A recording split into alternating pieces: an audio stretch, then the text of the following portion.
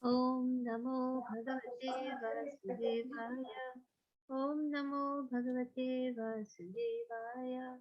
Om Namo Bhagavate Vasudevaya. Hey Krishna Prabhuji Mataji. So today we are going through the summary of chapter 17 of Srimad Bhagavad Gita, the divisions of faith. So Arjuna asks Lord Krishna, what mode of nature governs those who do not follow the principles of scripture but worship according to their own imagination? In reply, Krishna analyzes the different kinds of faith, food, sacrifice, charity, austerity, and penance that mark the different modes of material nature.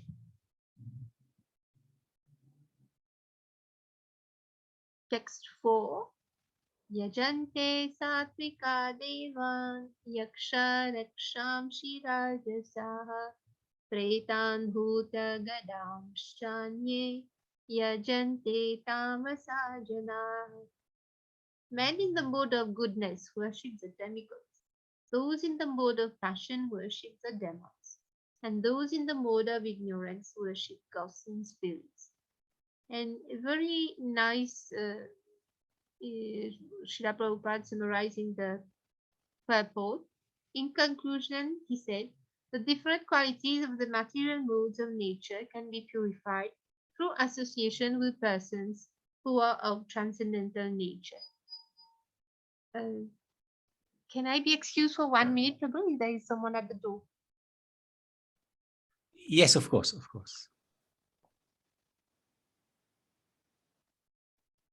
So this is very important. That's why I've included here so that devotees, aspiring devotees know that to transcend these different modes of nature, we have to associate with persons who are transcendental of nature, of course, devotees and advanced pure devotees. So that's very important. So then there is a series of verses that will describe the foods to eat, etc. So in the mode of goodness, the foods increases the duration of life, purify one's existence, gives strength, health, happiness, and satisfaction. Such foods are juicy, fatty, wholesome, and pleasing to the heart. And foods that are too bitter, too sour, salty, hot, pungent, dry, and burning are dear to those in the mood of passion. Such foods cause distress, misery, and disease. Food prepared more than 3 hours before being eaten, food that is tasteless, decomposed, and putrid, and food consisting of remnants and untouchable things is dear to those in the mode of darkness.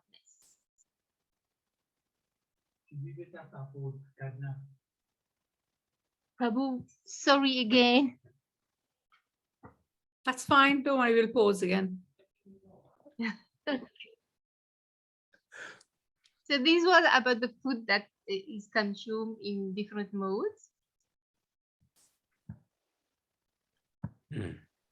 Now the sacrifices. So the sacrifice performed according to the directions of scripture as a matter of duty by those who desire no reward is the nature of goodness. But sacrifice performed for some material benefit or for the sake of pride, O chief of Bharatas, you should know to be in the mode of passion. This is in text 12. In text 13, any sacrifice performed without regard for the direction of scripture, without distribution of prasadam, spiritual food, without chanting of Vedic hymns and remunerations to priests, and without faith is considered to be the mode of ignorance. So this is for sacrifices. Now, Lord Krishna explained the different type of austerity. They are three types of the body, of speech, and of mind. So austerity of the body consists in worship of the Supreme Lord, the Brahmanas, the spiritual master, superiors like the father and mother, and in cleanliness, simplicity, celibacy, and non-violence. Austerity of speech consists in speaking words that are truthful, pleasing, beneficial, and not agitating to others, and also in regularly reciting Vedic literature. And satisfaction, simplicity, gravity, self-control, and purification of one's existence or the austerities of the mind. This threefold austerity performed with transcendental faith by men not expecting material benefits but engaged for the sake of the Supreme is called austerity in goodness. Now, penance performed out of pride and for the sake of gaining respect, honor, and worship is said to be in the mode of passion. It is neither stable nor permanent. Penance performed out of foolishness or self-torture or to destroy or injure others is said to be in the mode of ignorance. So many details.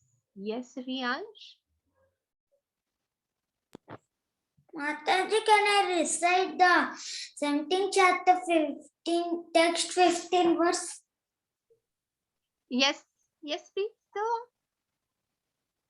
अनुद्वेगकरं वाक्यं सत्यं प्रियहितं चेत् स्वाध्यायाभ्यसनं चैव अन्वयं तप उच्यते. Thank you, Riansh. Beautiful.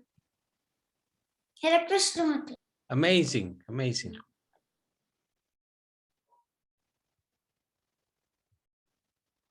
Now, charity. Charity in the three different modes.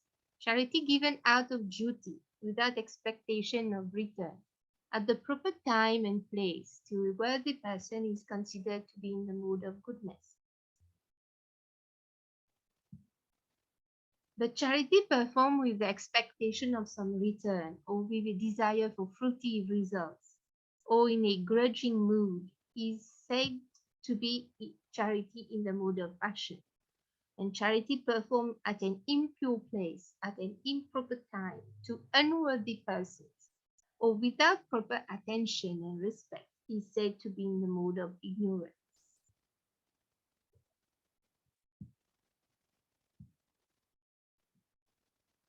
And by the end of the chapter, the three words Om Tat Sat have been explained as being symbolic representations of the Supreme Absolute Truth. Om indicates the Supreme, Tat is used for getting free from material entanglement, and Sat indicates that the Absolute Truth is the objective of devotional service. Any sacrifice, charity, or penance performed without faith in the Supreme is called Asat, impermanent. So that was chapter 17. Any comments?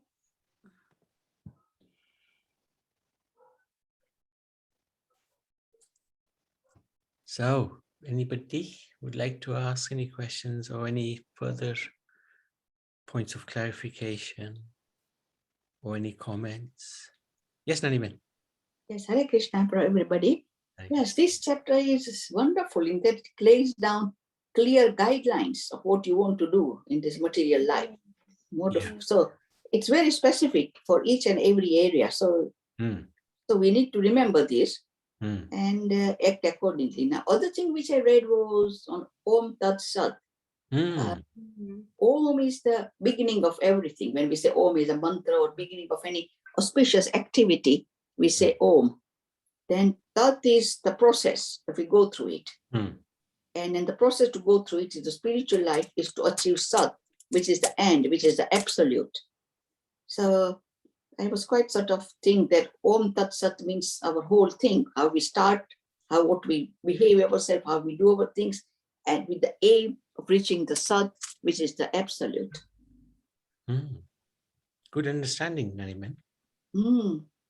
Yeah, indeed.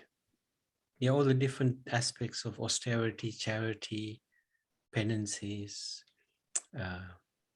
nicely and foods that we eat. It's very practical what Krishna's guiding us through. This is why this Bhagavad Gita is the roadmap, how to live in this world and hopefully not be entangled into it.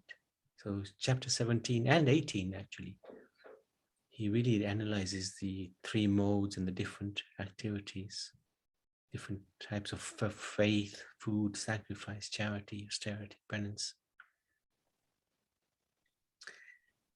Anybody, any questions? So our self-evaluation continues in this chapter. Good point. Yeah. So here it's for these faith, food, sacrifice, charity. Mm, mm. I was wondering something. What happens to the prasadam that or leftovers? So is it the same? Is it considered as same here? Food prepared more than 3 hours? No. Can't be. No. Prasad is transcendental, right? Yeah. So if it's not offered, but cooked in the mode of goodness, then after 3 hours, it sort of loses that goodness, right? Yeah. But if it's offered, that's, even if it's got mold on it, that's prasad. Yeah. It's hard for us to completely grasp that. And the example is Jagannath Puri, right? The Jagannath Prasad is considered so transcendental. Who's it? Raghunath Das Goswami. He would Eat from the bins. eat from the bin. Even the cows have left it, and the dogs have left it. He'd pick up that prasad, wash it, and eat it. And then Mahaprabhu wanted that. and Chaitanya Mahaprabhu said, "What nectar are you eating? Give me some."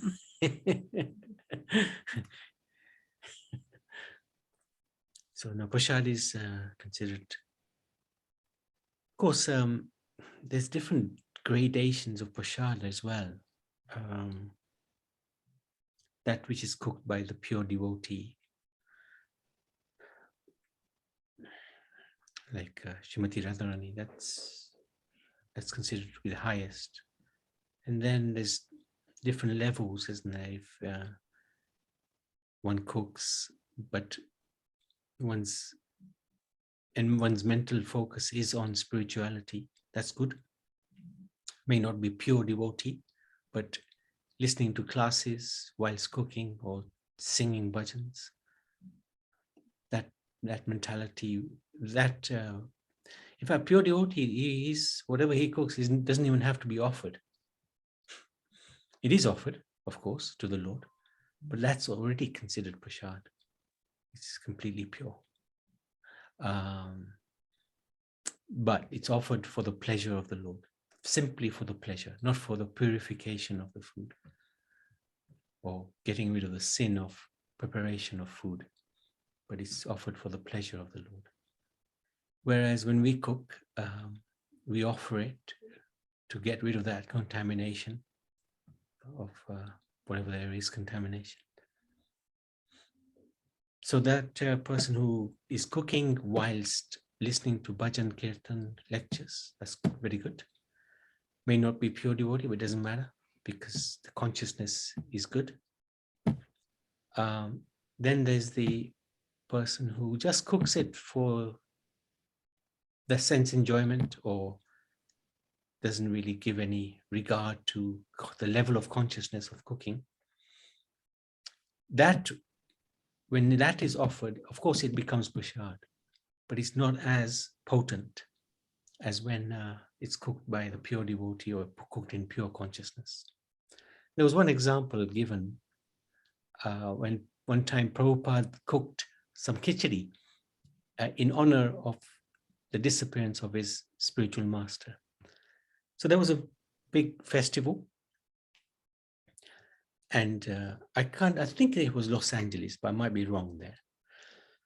Anyway, at the end of the program, they were taking prasad, and devotees were really enjoying.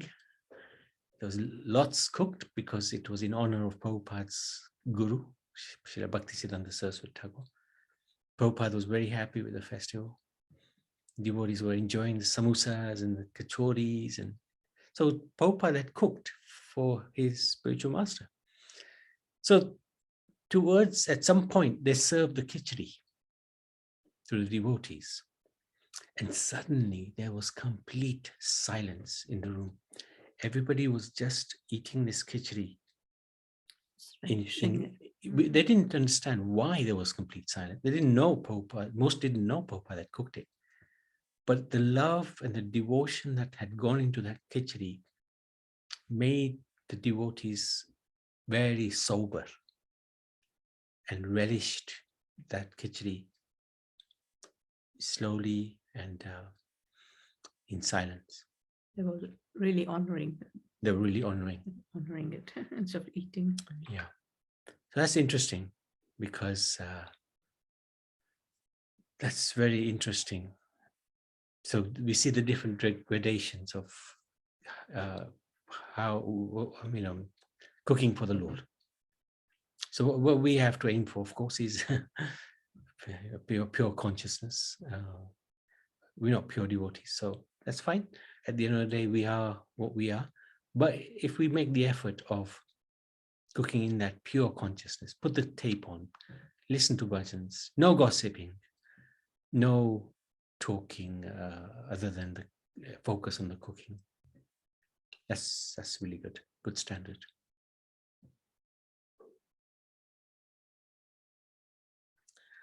Anybody else? Anything else?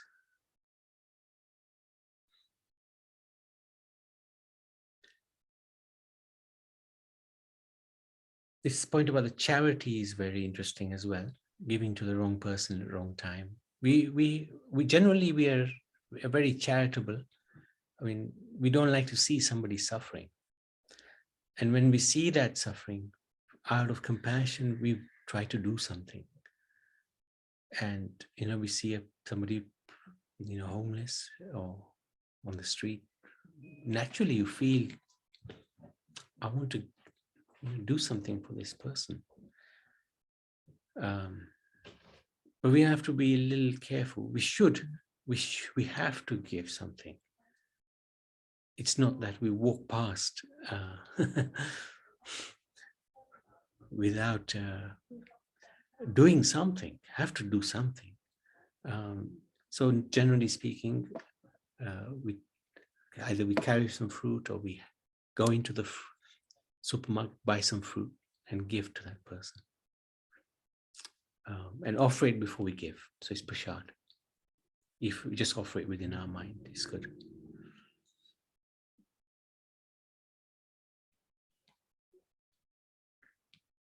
Anybody, any comments on that point? Any experiences that you've had you'd like to share? Because I'm sure devotees have had lots of experiences here. Yes, Prabhu. Once we were teens at that time, and a drunkard came at home and was asking for money. So my elder sister would say, no money. You want to eat, we give you fruits, we give you biscuits, but we are not going to give you money, you are going to drink again.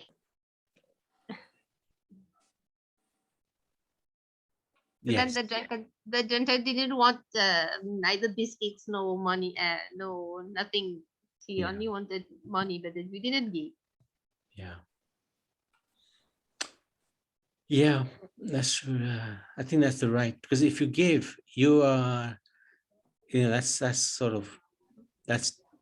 charity in the mode of ignorance. You're actually going to assist somebody go further away from Krishna, because they're going to use that money and buy some alcohol, presumably, and drink.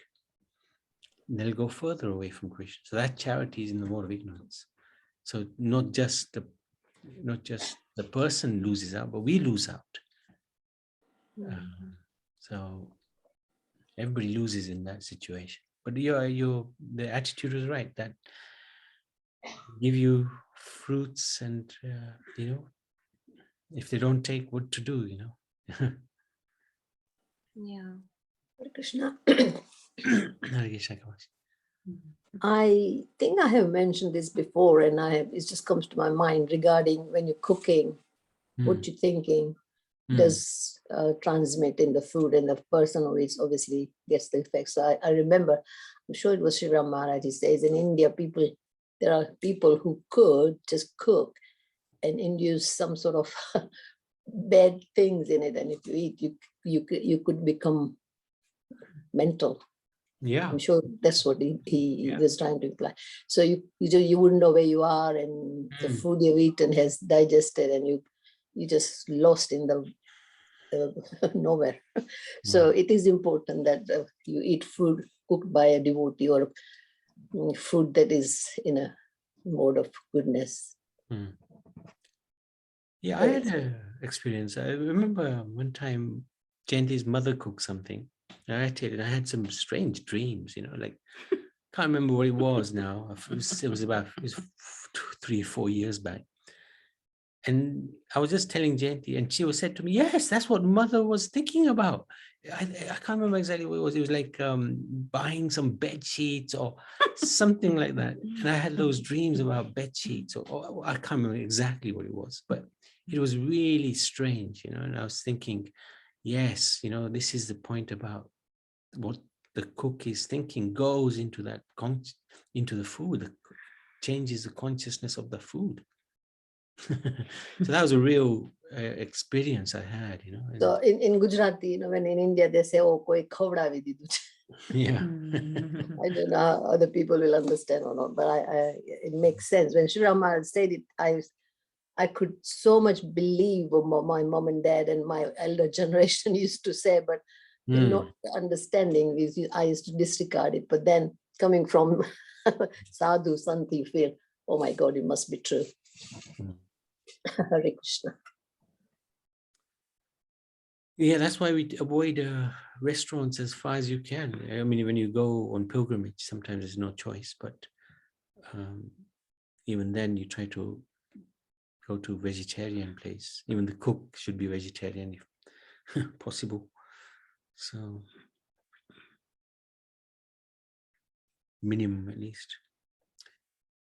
And the other aspect which Naniben touched on, Om Tat Sat, really interesting, because Om is often regarded to be the impersonal aspect of the Lord. We are sort of taught that Om is representing the formless aspect of God, but actually it's not. Actually, it's not, which is really interesting. Om is like the first Bij mantra, the seed mantra, and it like the Vedas glorifies Om as the origin of the Vedas and the source of the whole creation. So one of the reasons why Om precedes every Vedic mantra is because of that. Om Namo Bhagavate Vasudevaya. Om Agyanantimirandasya. Om is there. So it's like the seed, the original mantra, if you like. And it's interesting how Om is very prevalent in the West, of course in India, in Bharat, but in English, there's many words like omniscient, yeah, describing the Lord, omnipresent, omnipotent, all these, they start with the word Om. And Christians, they end their prayers with "Oh, Amen, Amen." Muslims, they also say Amin, which is denoting God, right? Close to Om. And there's other, like how Om, pretty much in every breath we utter, Om unintentionally or intentionally comes into play. The child, when he cries, Om, and then the ocean roaring, Om, bees buzzing, Om, musicians, they're humming, Om. There's so many, Even the cows go, like, yeah, the cows are always chanting, aren't they? Rival Prabhu. Hare Krishna. Just one thing I would like to add. In Mauritius, there is Ganga Talab. Yeah. I have been there many times, but now this Sanatan Dharma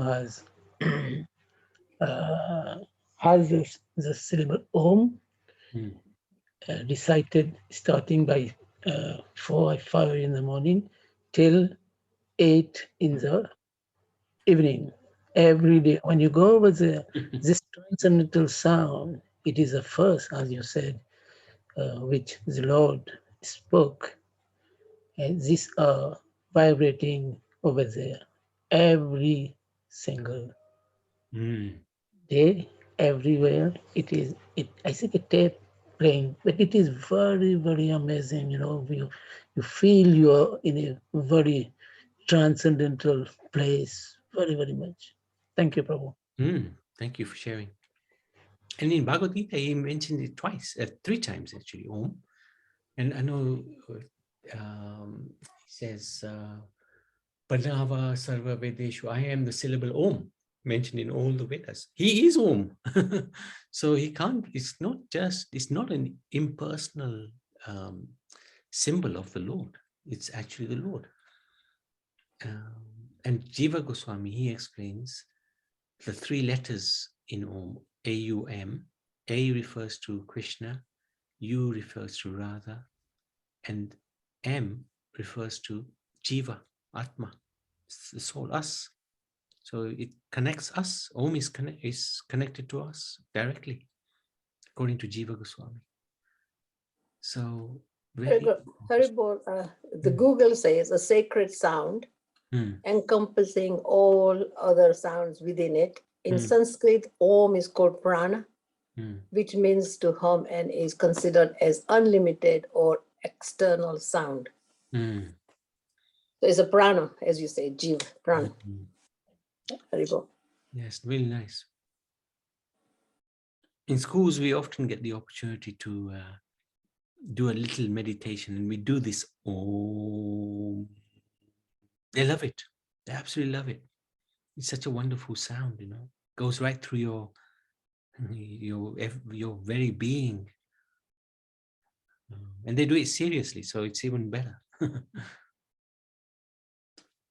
very powerful. Anything else on Om? Anybody else like to share? I think yoga, Patanjali, they always start with humming of Om. When I do my classes, I always start with 3 Omkaras and then proceed. And in classical music, if we practice the Om, then we are developing our voice and we can sing better and better. Right. Interesting. In Bhagavad Gita, he says, Vedyam Pavitram Omkar. I am the object of knowledge, the purifier, and the syllable Om. So very powerful Om. We shouldn't disregard it. Sometimes we chanting Hare Krishna, we perhaps have a little snobbish attitude towards Om, but it shouldn't be there. Om is very powerful, very, very powerful. Mahamantra is, of course, the most, but we shouldn't disregard the Om. It's none different from Krishna. Very interesting, because previously I always thought Om is like the impersonal conception of Om. That's what I used to say to the kids, but I've changed that over the last, since we've been doing the seminars, I've changed that completely. A little bit better understanding, I think.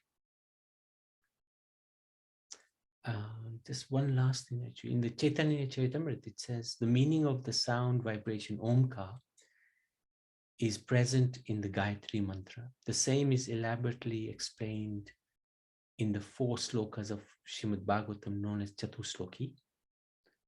The sound vibration Omkar is the root of Vedic knowledge. This Omkar is known as Mahavakya, or the supreme sound. Whatever meaning is in that supreme sound Omkar is further understood in the Gayatri mantra. This is Chaitanya Charitamrita Madhya Leela. So very interesting.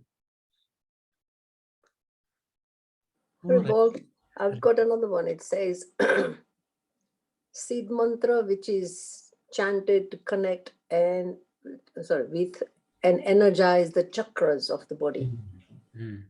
Yeah.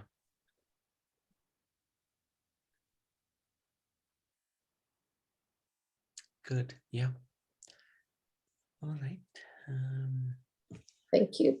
Hare Krishna. There was this one thing, I can't remember where I picked it up from, but it's like we chant the Maha Mantra in the morning and then, we leave it until there's a chance again. But if you look at the Gomatas, they're constantly throughout the day, they're chanting. Om. They never forget Om. That's why they're considered so sacred. And so auspicious, because they never stop chanting the mantra Om. All day they're at it. Whereas we just chant maybe a little bit here and there. But they're chanting all day. I think, Prabhuji, Yes. we should, I mean, I try to do that, to say Om Tat Sat before any activity. Yes. Trying to do that. So hope it forms a bit of a habit for me. Yeah. Yeah, makes sense. Yeah. Krishna is giving that guidance. So it's good. It's good to take that guidance.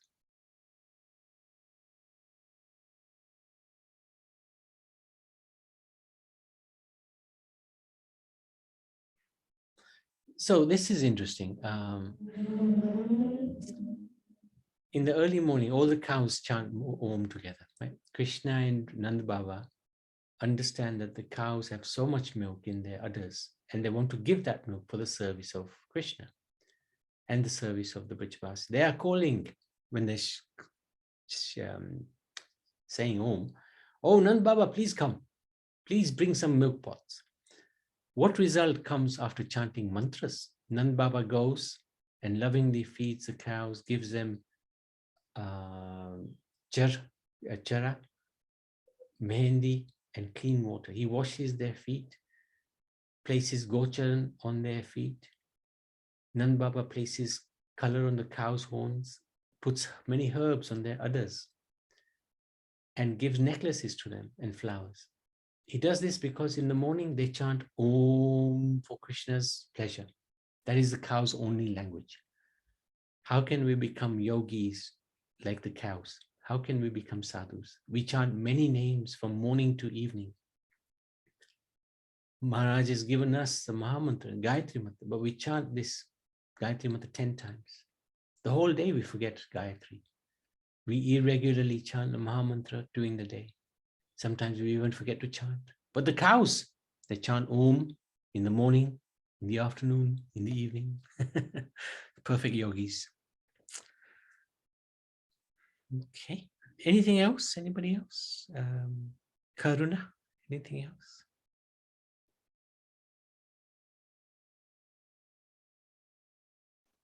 No, Prabhuji, wonderful about the cows. Very interesting. Yeah.